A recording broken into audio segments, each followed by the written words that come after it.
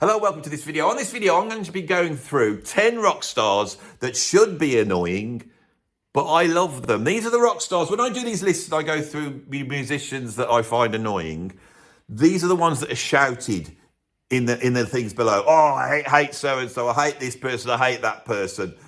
And I think, I quite like them in a way.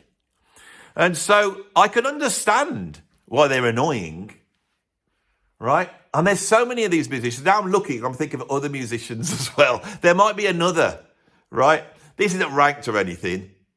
I have a lot of affection for these musicians for all sorts of different reasons, and we'll get into it. But they are ostensibly annoying, these musicians are. So should we kick off? So at number 10, we have the bass player and singer from a band that I can't stick. I actually hate this band, and I've said it many a time on this channel. And that's Kiss. And their bass player singer, Simmons. Now, Kiss are rubbish, right? I know the Americans starved of proper rock bands over there in the 1970s, and having Kiss rammed down their throat by various media sources that they had access to. There's a lot of people who like Kiss and they seem to rate them. And I don't like them. They are rubbish, right? I don't like the production. I think their riffs are a bit naff. Their songs are rubbish. I mean, yes, you can have a laugh at them and I can enjoy that. I've seen them twice, unmasked and masked, right? I've listened to a lot of their albums. They tend to go a bit disco-y towards the end of the 70s. And then with the departure of the Pussycat one, Peter Criss, whose solo album is the worst album ever made, and I could do a whole video on that. It's just so truly awful. They did their album called Creatures in the Night. It's got I Love It Loud on. I like that stuff. So but my point is, I'm not a massive fan of Kiss. And at the centre of Kiss is this sort of businessman, fake tanned, crash helmet haired, arrogant sex pest called Simmons. And I should hate him, right? I should hate him. And I was going to put him on a list of annoying musicians. And so I Googled, I thought, what's he done that's annoying? And I saw an interview where he said that he was going some places and he hoped that the women welcomed him with open legs. I can't help but thinking, I can't help but respecting the arrogance.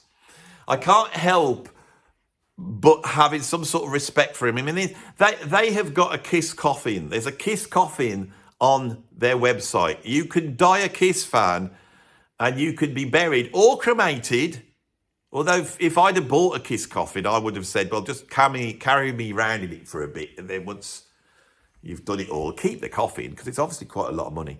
Simmons, I can't help but feel, and I think this is the key, there's some people that are true idiots and they're annoying. There's some people that are also idiots, but you can't help but love them because they're idiots. But in Simmons' case, you can't help that what he is doing is trolling everybody. And he knows there's no talent there in that band. He knows what Kiss are, and he has been able to milk it all down the line and tell everybody this by portraying himself in a certain way. He's ended up as a multimillionaire. There doesn't seem to be any sort of real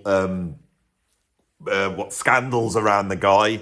He is now retired. They have hung up their whatever they hang up when you Kiss, them big dragon boots and your big axe bass. He's hung that up and he's retired, and he crops up on various talk shows, and I don't mind the bloke. Now, I think one of the reasons why a lot of people hate him is he does err towards the right wing, right? Now, a lot of people think I'm right wing. I don't think I am right wing, but the thing with me is I don't like people. I believe everyone should be entitled to their opinions, live and let live. I'm actually quite a liberal person, believe it or not. And I don't mind somebody having right-wing opinions. I don't mind somebody making money. I don't mind somebody, not, falling for socialism as an idea. I ain't got a problem with any of that. And I think the next one I got at number 9, this is why everybody hates him. And it is, of course, Ted Nugent, who's like ultra-right, outright, far-right, murdering, animal-killing, meat-eating nutter, isn't he? Now, I got to be honest, right? Kiss were rubbish. you know, what decent rock bands were there from America in the 1970s? There was one guy, and he knew how to rock. It was Ted Nugent. Cat Scratch Fever. Absolutely incredible tune. And other ones he did that one called Wango Tango or something. Wango Tango, Tango Wango. And then what was the one I liked back then? I can't even remember. I didn't take much notice of him, but he could rock, right? And he would be on stage. He'd have his like Tarzan outfit on. He'd got a good body, really long hair. He's swinging around on vines. He's great guitar sound. Played a hollow body guitar. I thought that was weird at the time. But I liked Nugent. Back in the old days, I liked him, right? I'm trying to think of that song, my favourite song by them. It was on Axe Attack 2. Yeah, can and I can real screamy, noisy rock track. Well, you know the one there for that if you'd be able to recognize. So you know, Nugent's there. He's a rock guy. You know, he's not really part of that southern rock, southern boogie thing, which you've got like ZZ Top, who I love, Lydon Skynyrd, who I love, and then Blackfoot, the 38 Special. I love all that stuff. Actually, I love it all. But I really love ZZ Top, and I really love Lydon Skynyrd. And he's part of that, so he represents the southern end of the rock market in America. That's what it seems like to me. I'm not American. I don't know. You're probably going to all argue with me. But anyway, it turns out, as time goes on, he's a right-wing, gun-toting, animal-killing nutter, right? And he goes around and he's hunted. He's got Kid Rock with him, all right? And they're going off, they're shooting bloody panthers and they're shooting every animal going and they're all celebrating it and there they are with their guns. And he just seems to be a right-wing nutter, you know, gun-loving nutter, right? And I become aware of this. And so I go and check him out and I watch some interviews and I can't help, again, I know he believes it all, right? But people say he's homophobic. He said stuff like that. He seems to be incredibly tolerant and liberal to me. Maybe I've got a warped mind when it comes to these things. I can't help, what it is, it's again, there seems to be a sense of humour behind it, and I find him funny. And I find the fact that he says this stuff and it winds up certain types of people. I mean, the reason it winds up certain types of people is because they are so confident in their moral position and they believe it's their right to just explode if somebody says anything they don't agree with morally. And they're the ones that want to bloody shut you up and stick you in prison and stop you from doing what you want to do, right? I haven't got any opinion about the gun law in America. I don't know anything about it, right? I knew a bloke who was American once, but he lived in Alaska, and they had 2 guns because of dealing with bears, right? We in the UK, we don't have to deal with bears ever. We did have bears in the old days, but we got rid of them all. How we got rid of them, I don't know, but it probably involved killing them. So we don't have to worry about the bears, so we don't have to walk around with guns. But if you're in a place where you've got bears, I think you should have a gun. I don't know whether Ted Nugent lives in a place where he's got bears, but if he has, I don't mind him having a gun. And if he goes out and shoots the bears, I don't really like it very much. But didn't Teddy Roosevelt shoot a bear? Or did he not shoot a bear? And then he said, oh, I feel sorry for the bear. And then he invented the teddy bear. Is that true? I don't know anything about this at all. You know, but Ted Nugent doesn't seem that annoying to me. I quite like him. I probably like him because anybody that gets on the wick of that sort of illiberal, touchy-feely, we're right and everyone else is wrong types, because I can't stick anybody who has opinions so strong morally that they think they can enforce it on me. And if it means we've got to have people like Ted Nugent killing cougars every now and then and shooting at everything that's walking around to repel them and take away the heat from me, I don't mind Nugent doing that. Right. At number 8, I've got Morrissey. There's a theme here, isn't it? I think the first 4 are definitely disliked by the general public because they don't like the fact that they're right wing. Now, Morrissey's a funny case in point, right? Morrissey, the Smiths, is the band of my age group, right? I wasn't a fan of the Smiths in the 1980s. I went to art college. Everyone else was a fan of the Smiths. I couldn't stick them. All right. I was into like Chick Corea, you know. I used to go to sort of these parties with all the sort of artsy fartsy art students I was with, and they'd be there listening to their bloody, what was he called? Echo and the Bunnymen. You know, they'd have them on. Maybe a bit of the older Sisters of Mercy, the ones who wanted to be rockers but didn't have the guts to be proper rockers.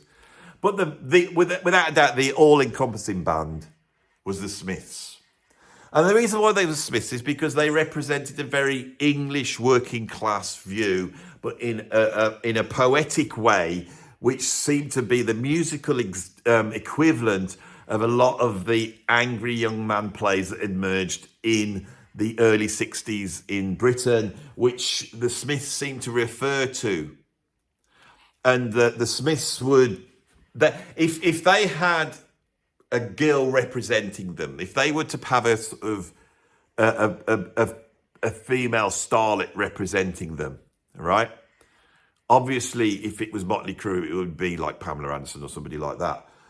If it with the Smiths, it would be Rita Tushingham, the great Rita Tushingham, right? The great Rita Tushingham that for me represents a certain aspect of the English aesthetic, a certain aspect of the poetic working class view. And that's what Morrissey had. And he championed that. And deep down, because I am not an American, and as much as I loved, Smokestack Lightning by, Howlin' Wolf and James Brown, and I loved all that stuff, Stevie Wonder, my culture was not that. It was Britain, it was England. And so even though I hated the Smiths because I was not in the group, I wasn't going to be part of that group. Secretly, I was at many parties listening to his lyrics, thinking they were absolutely wonderful, and everybody did. And time has gone on, and he's had a solo career. And then, recently, he has come out like the National Front Nazi that he truly was all along.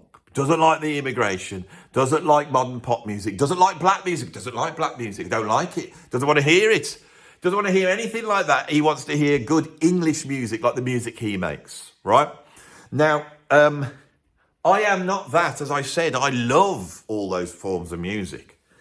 But he, I believe, has a perfect right to not like those forms of music and to like other music that has other cultural aspect. Now, here we are sat in a factory that was built, some of the parts of here were built nearly, not 200 years ago, but 175 years ago. There's certain parts of this building that are very, very old. This is a historic building. If this was a building in America, they'd have little bus trips out and they'd be showing you it. The windows that are in the background. Somebody moaned about my windows the other day. They said they were very dirty. I can't touch these windows because they're listed, because they're one of the first cast metal windows made. They were made by a company and they are listed. We can't touch them or do anything about them. Right, and so these are historic windows, historic bricks, right? And this aspect of English culture, I'm going to say English culture because Scottish culture is wonderful, but it's a different thing.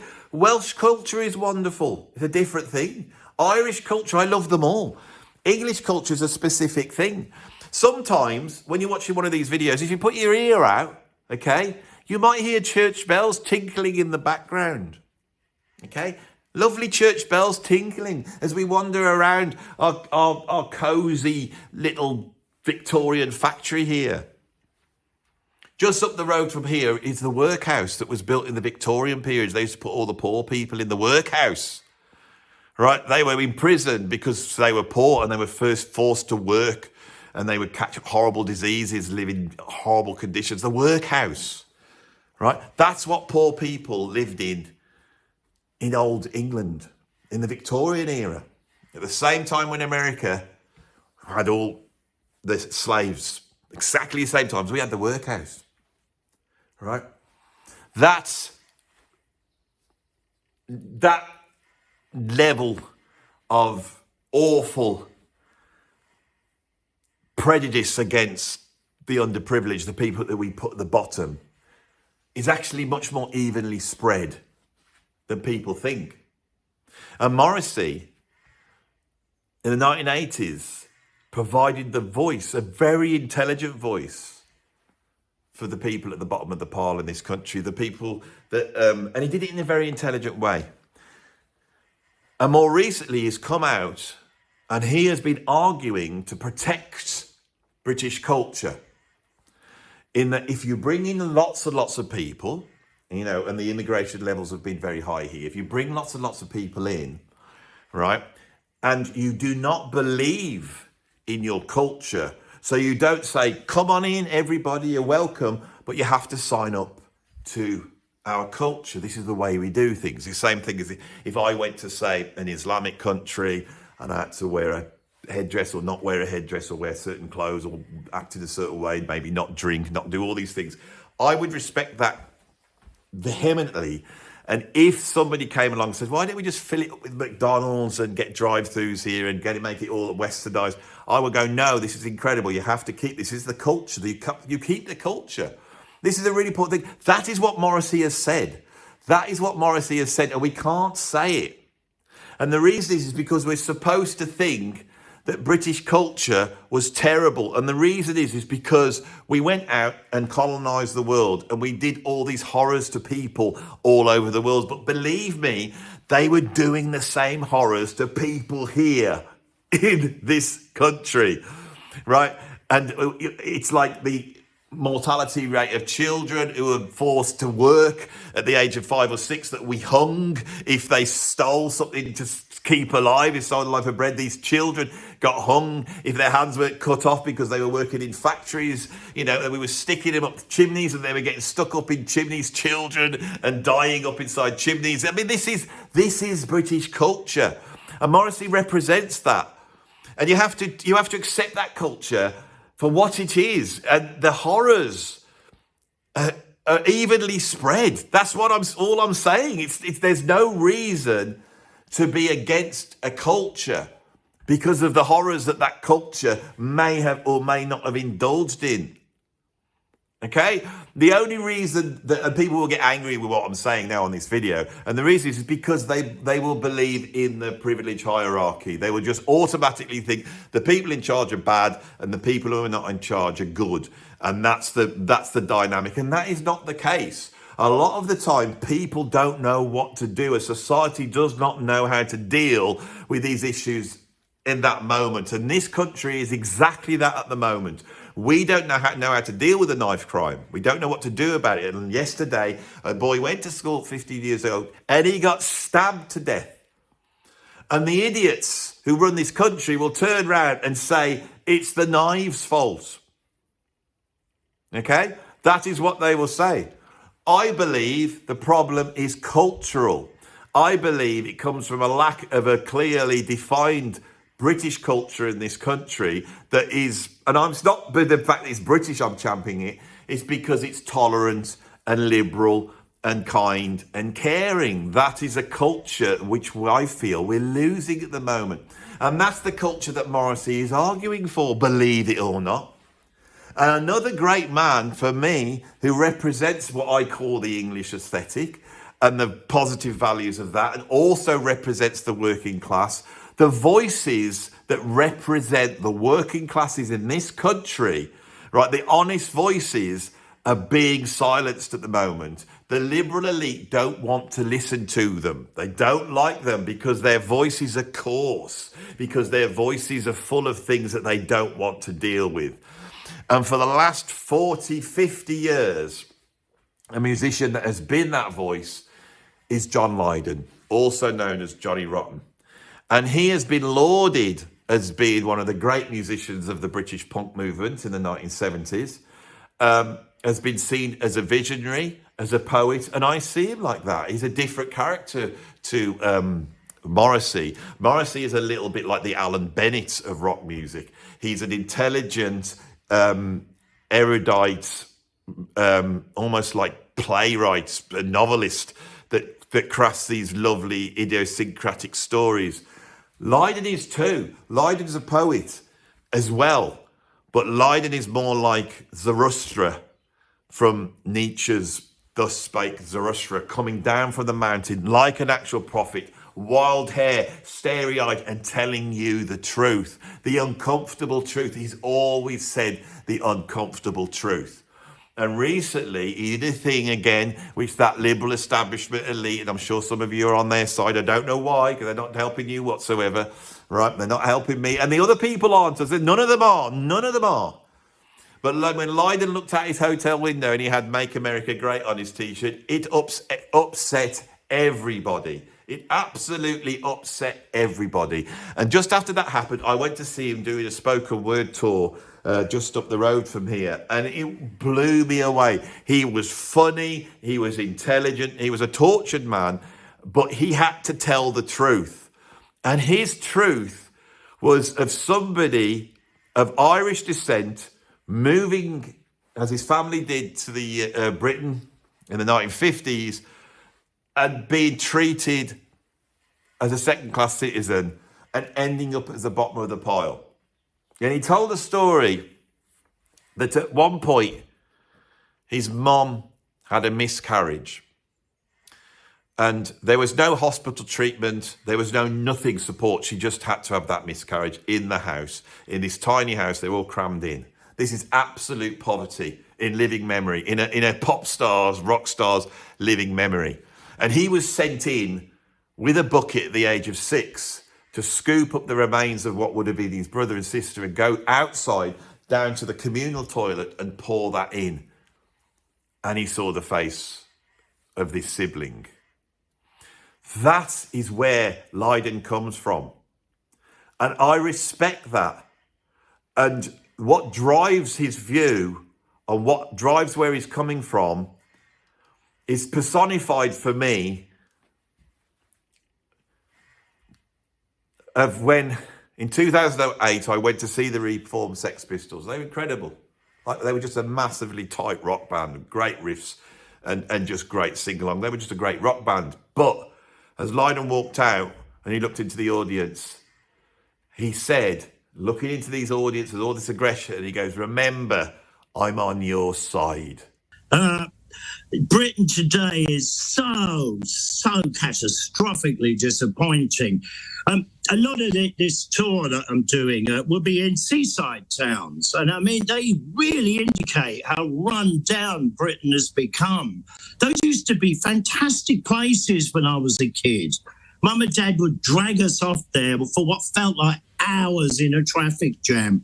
But it was absolutely great. It was working class people throwing sand at each other. Yeah. Excellent. And the environment was economically thriving, I suppose, in the seaside towns. Everybody wanted a Kiss Me Quick hat. It was vibrant. And it's not like so vibrant now, is it? No.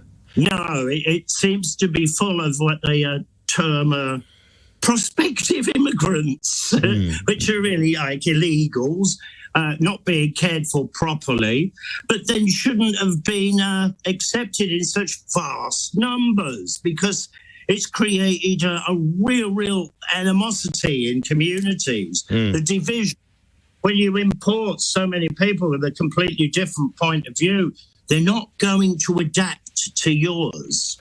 They're going to stay and bring the problems that allegedly escaping from with them. And those people that put him down as he's annoying, yeah, he is annoying. That is his job, right? So now I've gone through these 4 musicians here, and I've nailed my colours to the mast, haven't I? And I'm sure there's certain elements championing me on now, and there's other ones going, oh, Andy, I always knew he's far right, he's this and this is that, and blah, blah, blah. And I promise you, I don't think I am. If you think I am, fair enough, right? But these people are annoying, and they're annoying in a way which I feel needs to be there. I'm not saying I wholeheartedly agree with everything they're saying, not at all. But you need that voice. You need that trolling voice. Not a reasoned argument, but somebody who stands up there and really riles people up because they then show their true colours. At number 6, I've got Miles Davis. Miles Davis doesn't seem to have been that nice a guy. Let us say. Right? Miles Davis is not a John Lydon. He's not a Morrissey. He's not working class. He's not even middle class. He's upper middle class. His father was a dentist. They grew up with money, you know. He'd married a very attractive woman. And as Miles said, you know, my dad was rich and my mum was good looking. He was spoilt in a way, Miles was. When he arrives at Juilliard Music School to study music, he also gets involved in the burgeoning bebop scene that's around there. He's so brilliant, he plays with Charlie Parker. You have to be brilliant to play with Charlie Parker. And he's the great hope of jazz. He's got the sound. He knows how to lead jazz out of the sort of bebop dead end, you know, does the birth of the cool. He's a very important musician, but at this point, he descends into drug addiction. He becomes a pimp. He's pimping women out. He has a terribly misogynist view of women. He's quite happy to beat them up. He's angry and he's bitter. And he gets into raucuses and all sorts of different situations. The police have a go at him. He likes to walk around being like this pimp character and getting on the nerves, which I think is a good thing. But his treatment of women and then the later problems he has with drugs, which seem to be completely self-inflicted, you know, his dealings with, you know, various semi-criminal activities throughout his life, paint a picture of a guy that doesn't seem that nice. We had been at Birdland, and we came home. This is when we were on 881 10th Avenue. And I just happened to say that Quincy Jones is handsome. And I was knocked out, down for the count, and I had no clothes on. And I was put outside, and the elevator was right there. And so really, and he gets used, Miles Davis, some people say, you know, can you like music by a musician who wasn't very nice in real life? I mean, Charlie Mingus wasn't very nice, was he? Miles Davis wasn't really nice. They're always the ones that are brought up. Miles Davis is brought up in this. I think the thing with Miles Davis is, I think there was another aspect of him that he is a complex character, and there's another aspect of him which is it's difficult to get to. I have listened to him so much, I've read so much about him, I've studied him, I've been right in there. His fellow musicians seem to love him. He seems to have had a very interesting way of directing musicians. He is seen as being the big ringmaster, able to summon new music forms by the way he deals with those musicians in his bands, fooling them and putting them in places of where they didn't know quite what they're doing, and it just makes them do this sort of subconscious genius. And this is something that's influenced me as a musician, got it from Miles Davis. But when you study Miles, he's hardly saying anything at all. It's almost like he's so enigmatic, and his persona is so empty in a way but he has this hostile exterior. Miles is at once the toxic male and the empathetic female, all in one. His music is delicate and soft, and it's thoughtful, right? It's not male bravado. He is not that type of player, but the surface of him is the boxer. It is the Jack Johnson. Jack Johnson was that, right? It's the street pimp. That is what Miles is, has both of those at the same time.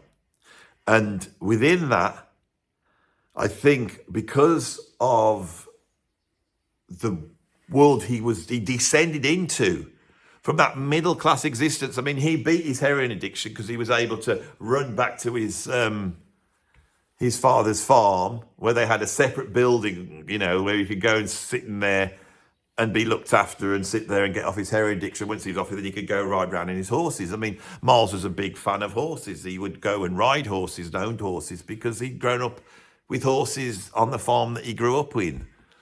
And they weren't farmers, they were dentists. You've got to understand where Miles comes from. But he then descends into a world which is just full of criminals and drug addicts, pimps, prostitutes. And I think that dichotomy echoes the dichotomy that we hear in his music. So, yes, he's not a nice man, but he's not 100% a nice man.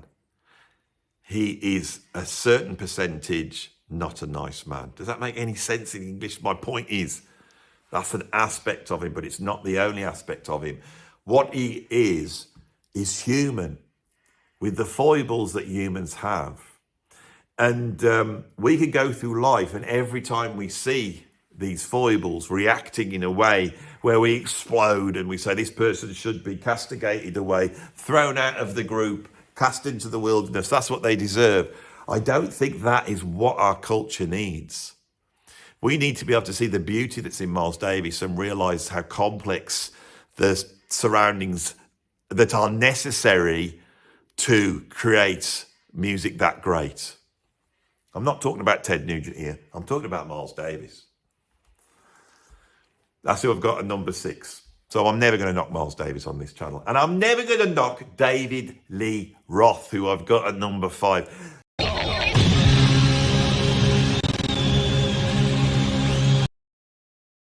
Now, David Lee Roth is a big mouth, arrogant, show-off, right, that seems to have been the lead singer of one of the greatest rock bands of all time, and has seemed to have created such many situations where that rock band couldn't be great because he would want to draw them into some sort of vaudeville-esque entertainment sort of novelty band where he could jump around and show off, you know, doing his high kicks and all that type of stuff, while Eddie Van Halen is frustrated in the background trying to write brilliant music. This culminated with Van Halen when they went into the studio and did Diver Down, which is about 30 minutes long and is full up of all dodgy cover versions and parody and novelty songs. And in the end, you know, Eddie Van Halen had to stand up against that, and then he did what he wanted to do, and which was to play keyboards, which the record company didn't want to do because he was a guitar hero, but he knew best because he was a genius.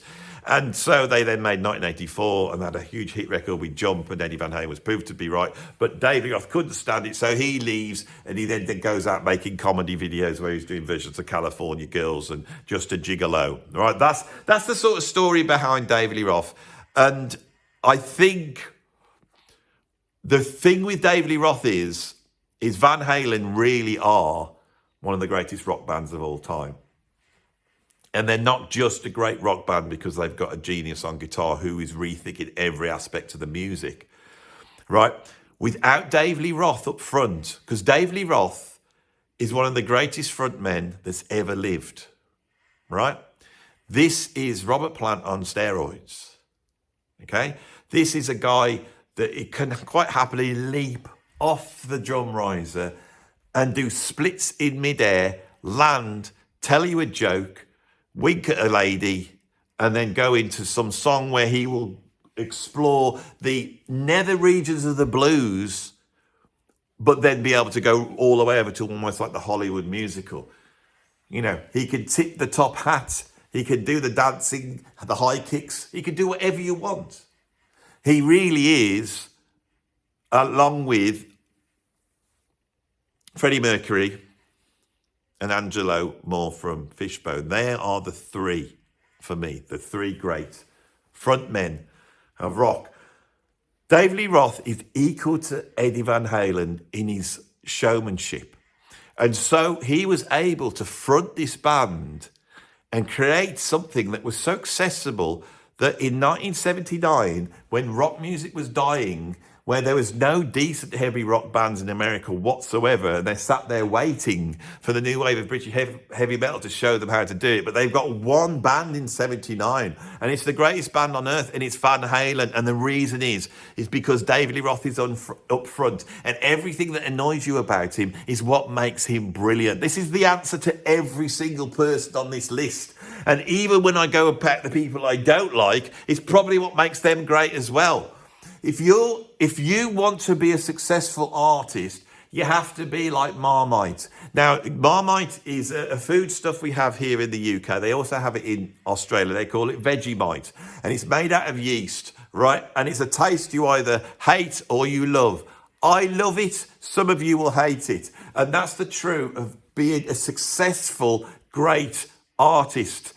If you want people to love you and really like you, you've got to be able to be hated in equal terms. And that's what we have here. Every one of these musicians is a character. None of the modern artists that we have out here, except maybe Kanye West, he's hated and loved. But on the whole, watching the Grammys last night and seeing these artists get up, who are either just people that are so old that they're just being patted on the head, or these young artists that seem to have nothing annoying about them whatsoever because they have to tread so carefully in the modern establishment moral climate that they can't be seen to be rocking the boat whatsoever. These all rock the boat. Dave Lee Roth rocks the boat. He gets on your nerves, right? He represents showbiz. He represents rebellion, right?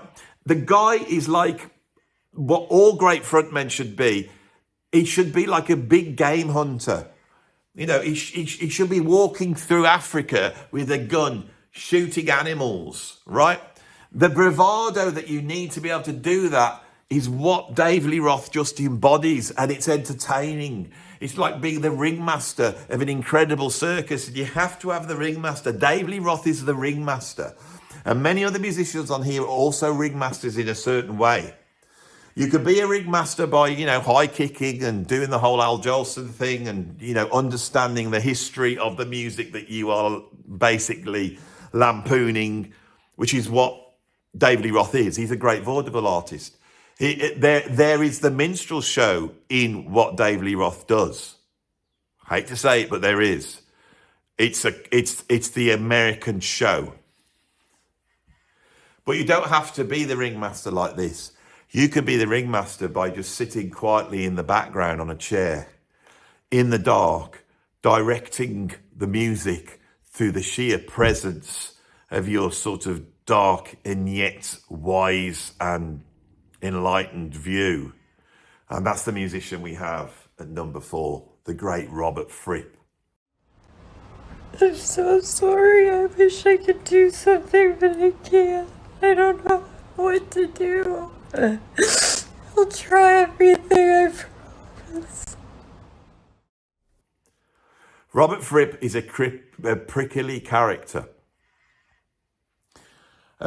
If you look at the documentary that came out in the Court of the Crimson King, which I've reviewed on this site, one of my great videos, much better than this one. If you want to go and watch that, it's much better than this one. This one's not so good. I know when I'm doing a good video and this one isn't, but it's okay. We're getting through it.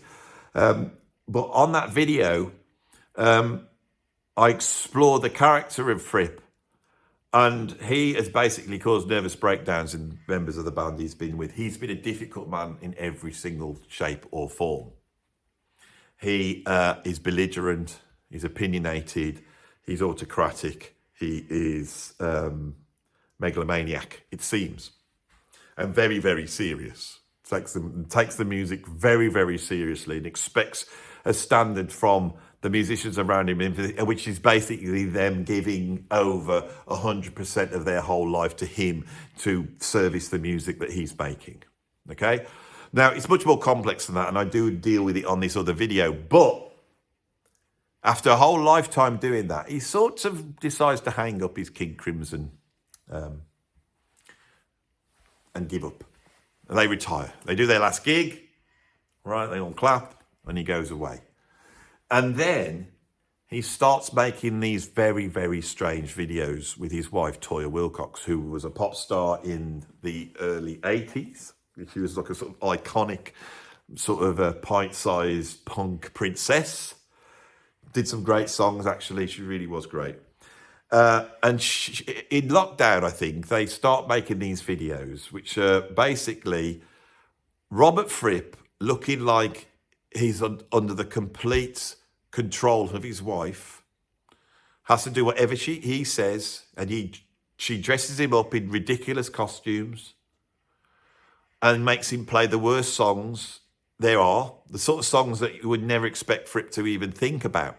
Born to be Wild, you know, Nirvana, Smells Like Teen Spirit, those types of songs, the sort of songs that a 14-year-old would choose to play when they formed their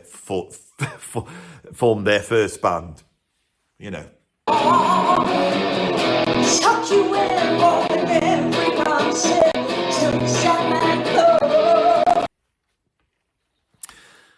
Whilst his wife, who was in her 60s, wears various outfits that give, how can I say, they provide a focus and put a certain, how can we put it? She wears costumes. How can I say this politely? Which if my mom's watching, she won't think that I'm being rude, you know, because I don't like being rude, as you well know. But she does she wears these costumes that I don't want to use my hands when I'm describing this. She wears these costumes that seem to draw attention to the upper feminine aspects of her frame. And so you can be Robert Fripp, you can have a Mohican and play a Sex Pistols song in your kitchen, you can do all that. But there is nothing that brings an audience in, especially an audience of my age, who we don't really have that many ladies of a certain age, do we? We got Carol Kirkwood, of course, the weather lady, of course. We've got her, Nigella Lawson, but she seems to not have the prominence that she had. But at a certain point in time, when certain middle-aged men were locked down, these videos with Toyah, it gave you hope that even though you were like near death, that there might be a female companion that had the sort of characteristics that would be motivating for someone of our age. Especially those who've like gone through some sort of divorce, perhaps they're on their own, you know, and looking at quite a miserable selection that's out there at this age, you know. But there's something there, you know. Damn fine, good-looking lady, Toyah Willcox. I mean, she's about 64. She's in her 60s. I mean, you've got to give it to her, and I do, and I respect her, and I like the fact that a lot of ladies of a certain age, I think, felt empowered by what she was doing. Toyah's done an incredible thing in there, backed up by Robert Fripp, who at one point threatened to create his own OnlyFans page and appeared in the nude, right, with just a guitar. Do you remember? What is Fripp doing? So although Fripp, and I don't think anybody hates Fripp, I think everyone loves Fripp, he's a grumpy megalomaniac autocrat. But we all love him. We love you, Robert. I've asked you to come on my channel. I emailed you and you just said no. That you weren't doing interviews at the time and you weren't interested in what I had. It was just like polite and yet firm. And I couldn't argue with it.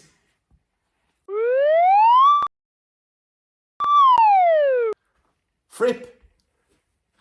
At number 3, these are ones down. Or you will love these now that we've got from Fripp. The next 3, you all love them too. They should be annoying, but they're not. At number 3, I've got Ozzy Osbourne. Now, we all love Ozzy Osbourne. Now, this really shows you how rock and roll works. Black Sabbath invented heavy metal. I would argue that it could well be the case that the greatest single song in the history of mankind is by a band called Black Sabbath on an album called Black Sabbath, and the title of that track is Black Sabbath. Think about it in 69, what they do on that record. And it's not just the riffage, it's not just the flat 5 use, it's none of that. That's all very important. It's not the sort of devil and satanic imagery, the hammer horrorness of it all. It's not that. That's all important. But at the centre of it is Ozzy's ridiculous, unique delivery, right? Which should not work, right? Ozzy is not the template for every heavy metal singer that came in. Nobody sings like Ozzy. No one performs like Ozzy, right? I'll show you how Ozzy performs, right? Because I've seen him live in 2000. And his performance when he wasn't singing was this. He would go.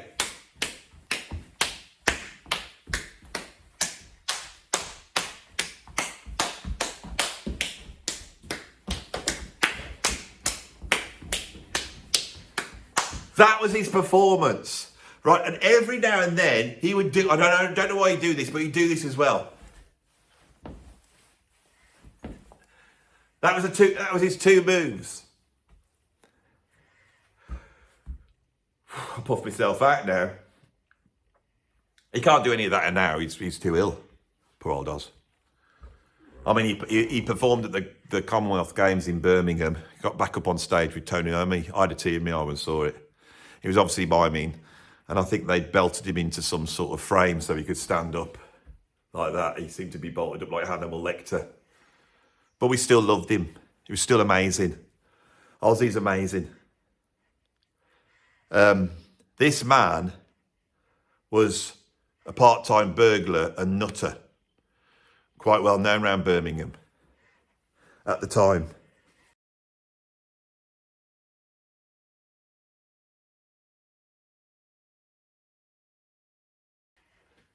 Yes, I remember Ozzy Osbourne, yeah. He was a bit of a nutter, that was. He was always hanging around with a whole host of musicians, and he was a bit of a funny singer. I mean, he was into his soul music, Ozzy was, back in the old days. He was into his soul music. Tony Iommi was a good bloody guitarist, but he chops his bloody fingers off down the factory, doesn't he? We all say, you can't play guitar now, mate. He says, I'm going to have a go, I don't care. I'll work a way out. I'll work a way out of this. I'll make some plastic fingers up. Don't be so bloody saft. I am. I'm going to do it. And he bloody did. And he formed a band. And then he thinks, well, we need to sing for this bloody band. And there's Ozzy Osbourne. I mean, he's off his head, walking around bare feet, right? Burgling. He's in and out of prison. He never wants to be the band. He's a bloody nutter. But somehow he got a PA. And so we hired him for Black Sabbath. We got Ozzy in. And he comes out singing, right? He couldn't write the bloody lyrics, right? They had to ask Geezer. They said, Geezer, can you write some lyrics? Oh, bloody, have a go. Don't mind it. Don't mind doing it. All right, Geezer. They used to call him Geezer because he was a geezer. Oi, Geezer. Have you got any lyrics? I have. I've been inspired by horror films because I went to bed the other night and watched a bloody horror film. It was a horror film and it was bloody scary. Devil Rides Out it was. It was bloody scary. Got the devil in it. I didn't like it. And I'm in bed. I'm bloody trying to get off to sleep. I am. Trying to get off to sleep. And I wake up and there's this bloody big black shape at the bottom of the bed. What did you do, Geezer? I went, oh no, please God help me. I shouted it out. And Ozzy goes, that's not bad. Well, I could have that as a lyric. Could you sing that in a song? Yeah, God. If you could do something quite doomy, then what I will do is invent heavy metal. We can invent heavy metal, can't we? That's a bloody good idea, Oz. Shall we do it? Tony, do you want to invent heavy metal? I'm up for it. I've got my plastic fingers ready to go right now. I'm all for it. Let's have a bloody go at it then. Come on then. What are you going to do? Just do something that sounds really scary. What, like I could use this interval of the flat five, says Tony. He says, yeah, that's bloody frightening, that is. Do that. Do loads of that. What are you going to do, Oz? I'm just going to do what you do when you're in bed. I'm going to pretend I'm you, Geezer. I'm lying in bed. I'm going to put myself there. And like at a certain point, right, I'm going to say, what's this shape that stands before me? And then when it gets really frightening, I'm gonna scare myself. Let's do it then. So they get in the studio, they do the old Black Sabbath do, and they're recording all this. They're thinking, what's else bloody going on? It's frightening, this is. And Ozzy scares himself and he stands up, oh, bloody hell. Please, God help me, he says out loud, shouts it. It's bloody puts a right tingle up your spine. And you see, that those guys, they liked a bit of the old puff, you know what I'm saying? They didn't like a puff. right? They didn't like a puff. If they saw a puff, they used to laugh at them. And there were quite a few puffs around Birmingham then. Always used to wear boots, they did. And Black Sabbath, the guys would see them and they go, oh, can you see them? Look at them fairies in boots. Fairies wear boots, that's what they wear, yeah. They do, fairies wear boots. And then they turn around to Geezer, can you make a song up of that? Yeah, I can. I'll make a song, I think I'll call it Fairies Wear Boots. They liked a bit of the old puff, they did. They liked a bit of the old that and a bit of the old puff, but as time went on, they got into the old, you know, the old marching powder. You know what I'm saying? Really bad. Suitcases of it they had. Ozzy seemed to go off his bloody head. He was right nutter, he was. They couldn't keep him in the band, so they kicked him out and they got Ronnie James Dio. He had a little fella in. They got him in instead. And Ozzy goes off. He's doing all sorts of bloody business then, weird stuff. He's like bloody biting the heads off bats and he's like snorting, showing off to younger bands by snorting ants up through his nose. And they're all doing it. They're right bloody silly. And but he managed to find a good guitarist, bloke called Randy Rhoads. Now, I assume because Geezer was a geezer, they called him Geezer Butler. I don't know why they called him Randy Rhoads. But we can only guess, can't we? But Randy was a bloody good guitarist. But he ends up killing himself by trying to dive bomb Ozzy in his bloody aeroplane. It was right bad, it was. And he's the only thing that kept him straight on narrow was he coughed off with old Don Arden's daughter. I mean, who bloody does that? You've got to be a nutter to do that, really, you have. Cop off with the daughter of Don Arden, and she was pretty hard as well, but he tried to kill her, he tried to strangle her, and then because of that, he had to do penance, and he had to make the Osbournes. That's what he had to do, that's what Ozzy did. So that there was my Birmingham rundown of the history of Black Sabbath. You didn't expect that. I didn't expect to do that, but the trouble is, once I start doing a Birmingham accent like that and telling that story, I can't stop. I've had to put the brakes on there because it'll go on too long. But we love him, don't we? I don't need to say any more about him. At number 2, we have Rod Stewart. Rod Stewart, bloody brilliant singer. Came to prominence in Long John Baldry's band. Beautiful voice, husky and sweet melodic, real great singer. He then joins Jeff Beck's group, pioneering a sound that Led Zeppelin are going to copy on the albums Truth and Beckola. Incredible vocals, incredible guitar playing. Two of the great early rock albums in the history of rock music. Absolutely groundbreaking. Then he forms the Faces, and then he's crap. For the rest of time, he's crap. You know, and he writes songs like We Are Sailing. I don't even think he writes them, but someone else be writing them for him. We are sailing. We are sailing. I can't sing like Rod. Across the world. I mean, what the hell's this song? That's not rock. Rod Stewart, you're one of the great rock singers of all time. What are you doing sailing?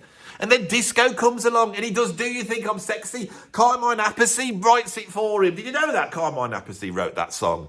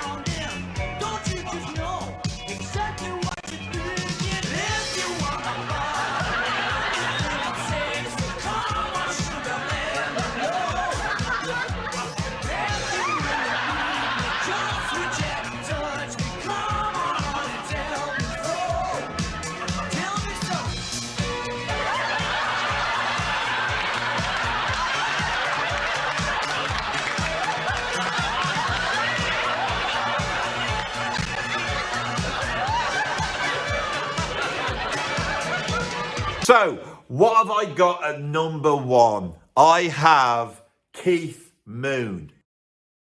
So sorry. All my people are getting attacked.